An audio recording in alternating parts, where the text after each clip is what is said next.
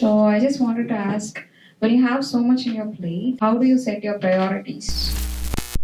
Okay, I'll list down all the things that I have for that particular day and which one needs my attention immediately takes that first seat. Or I would go ahead and, like what I taught you about the energy level, which day I have more energy, I'll probably put the hard task there. And then something that is very normal and all that can actually wait, I will go ahead and put that in the least priority.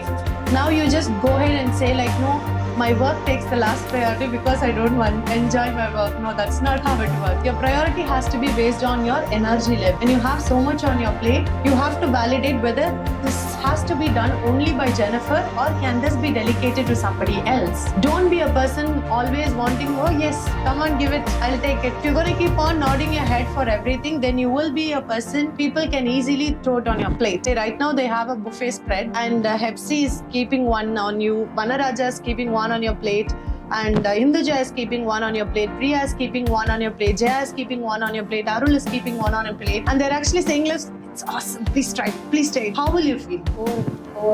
But the very first moment when Hepsi kept it like, no, thank you so much, just give me some time, I'll finish this off and then go and try it.